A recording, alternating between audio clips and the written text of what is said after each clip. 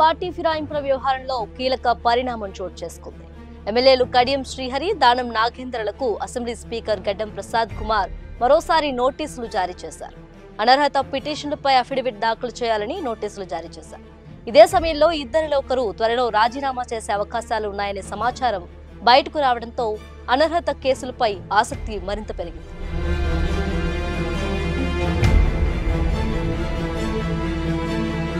Party ఫిరాయింపుల ఆరోపణలు ఎదుర్కొంటున్న ఎమ్మెల్యేల విచారణ బుధవారంతో ముగిసింది. కేసు విచారణ ఆలస్యంపై ఇప్పటికే సుప్రీంకోర్టు సీరియస్ అవడంతో పాటు 4 వారాలు గడువు ఇవ్వగా విచారణలో వేగం పెంచాలని అసెంబ్లీ స్పీకర్ నిర్ణయించారు. బీఆర్ఎస్ పార్టీ నుంచి విజయం సాధించి కాంగ్రెస్ పార్టీలో చేరారనే ఆరోపణలు ఎదుర్కొంటున్న 10 మంది ఎమ్మెల్యేలపై విచారణ కొనసాగుతుంది. ఇప్పటికే బీఆర్ఎస్ ఎమ్మెల్యేల్లో 8 మంది స్పీకర్ ఎదుట విచారణకు హాజరయ్యారు. తమ అఫిడవిట్లను దాఖలు చేశారు.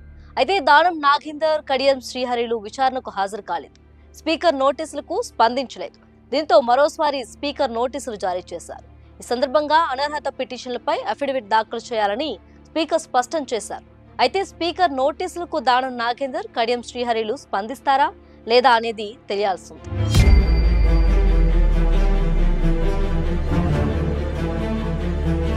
విచారణకు హాజరైతే వేటు పడుతుందని దానం, కడియంలు భావిస్తున్నట్లు తెలుస్తోంది. వేటు పడితే 6 సంవత్సరాల పాటు పోటీ చేయడానికి నో ఛాన్స్. ఈ క్రమంలో రాజీనామా చేసేందుకు వారు మొగ్గు చూపుతున్నారన్న ప్రచారం కూడా ఉంది. ఈ క్రమంలో దానం నాగేందర్ ఢిల్లీ వెళ్లారు. ఏఐసీసీ పెద్దలను కలవనున్నారు. రాజీనామా చేస్తే తన పరిస్థితి ఏమిటని పార్టీ పెద్దలతో దానం సంప్రదింపులు జరపనున్నట్లు తెలుస్తోంది. మరోవైపు కడియం శ్రీహరి, దానం నాగేందర్లు ఇప్పటికే తమ అనుచరులతో భేటీ అయినట్లు తెలిసింది. రాజీనామా విషయంపై చర్చించినట్లు సమాచారం. ఈ క్రమంలో వీరిద్దరూ ఎలాంటి నిర్ణయం తీసుకుంటారనే అంశంపై తెలంగాణ రాజకీయాల్లో ఉత్కంఠ నెలకొంది.